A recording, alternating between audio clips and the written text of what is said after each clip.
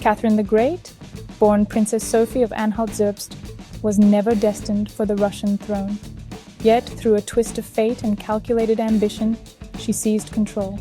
Arriving in Russia as a young bride for the heir apparent, Peter III, Catherine quickly grasped the intricacies of court life. She learned Russian, converted to Orthodoxy, and immersed herself in the culture of her adopted homeland. When Peter III's erratic behavior and unpopular policies alienated the court and the army, Catherine saw her opportunity.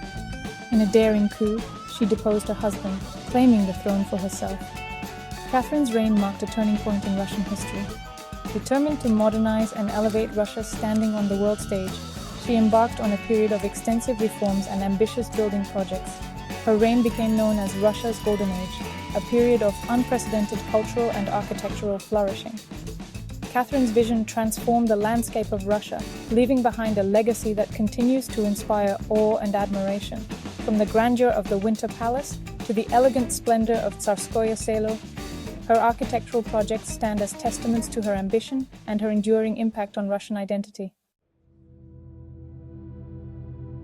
Catherine the Great was a woman of immense intellect and ambition. She envisioned Russia as a modern enlightened empire, a beacon of culture and power on par with the great nations of Europe. Central to this vision was her passion for architecture.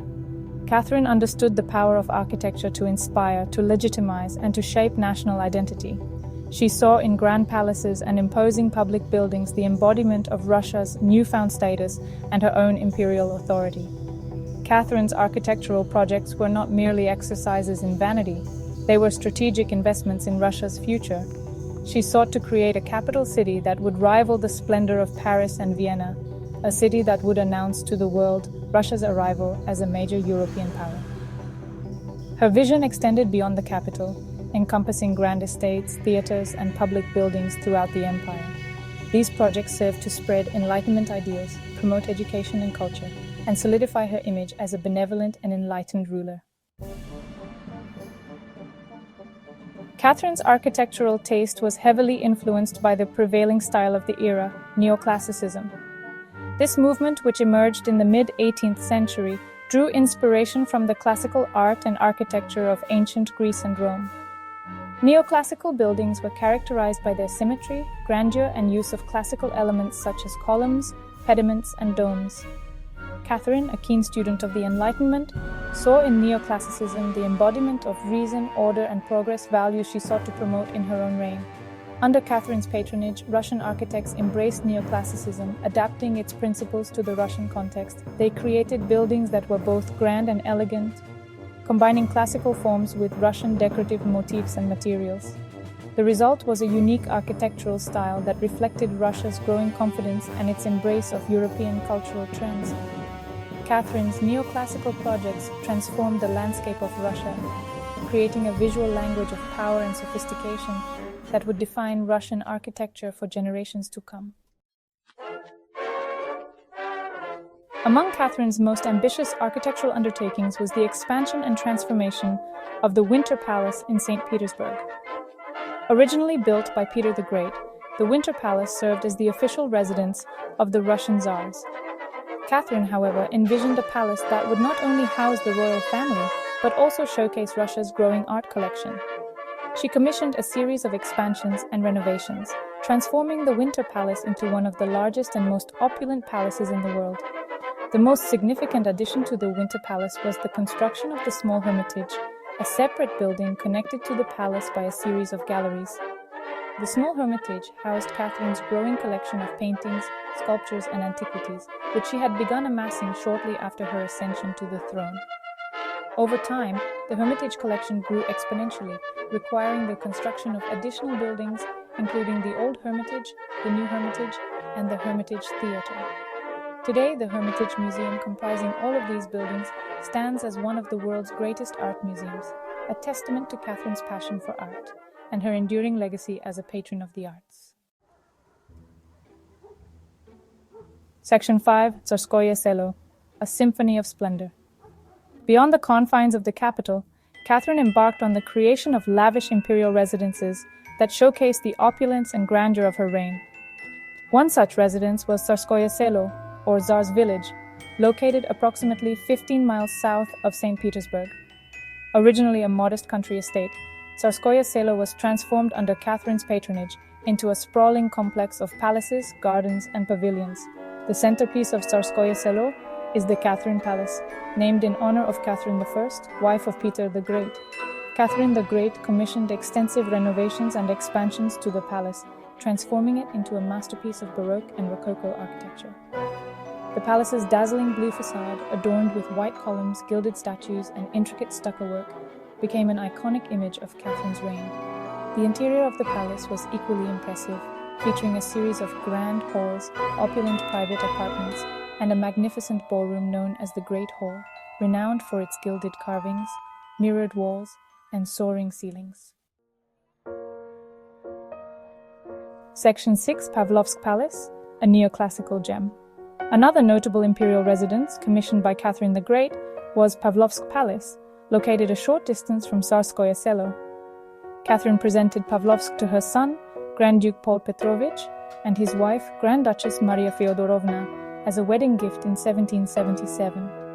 The palace, designed in the neoclassical style, became a favorite retreat for Paul and Maria Feodorovna, who filled it with art and furnishings reflecting their refined tastes. Pavlovsk Palace is renowned for its harmonious proportions, elegant interiors, and extensive landscape park. The palace's design reflects the growing popularity of neoclassicism in Russia, with its emphasis on symmetry, restraint, and the use of classical motifs.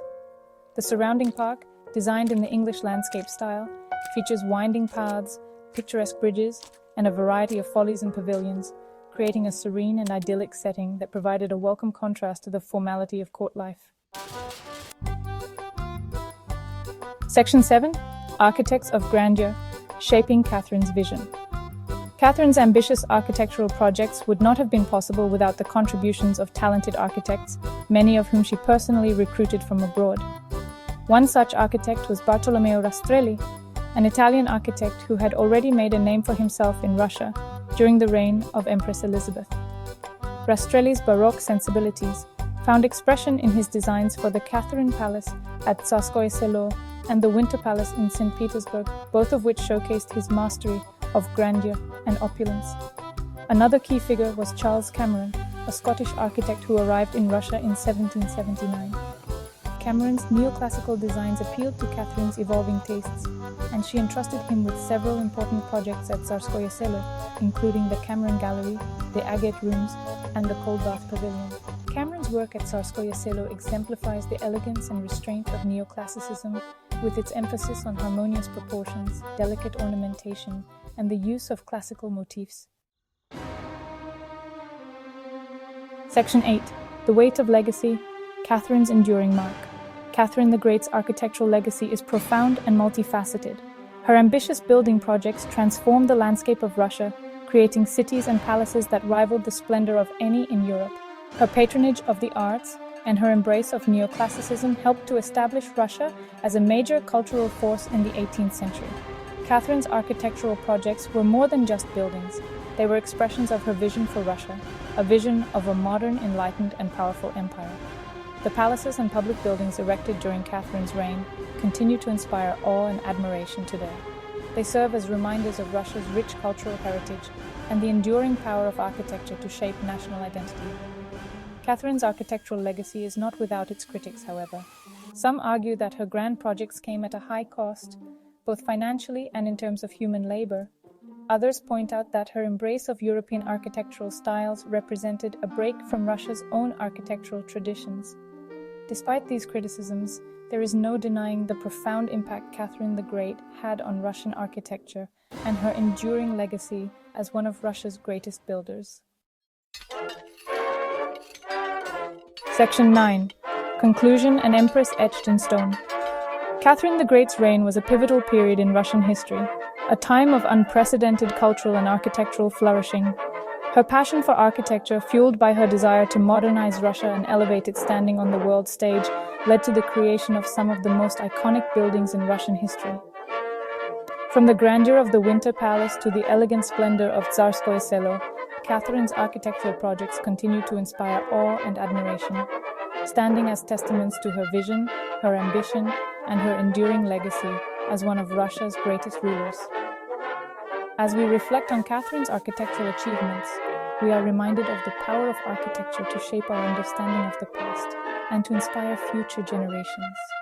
Catherine's buildings are not merely static monuments, they are living testaments to the enduring human spirit, the power of vision, and the transformative potential of art and architecture. Her legacy continues to resonate today, reminding us that even in the darkest of times, the human spirit can find expression in beauty, creativity, and the pursuit of excellence.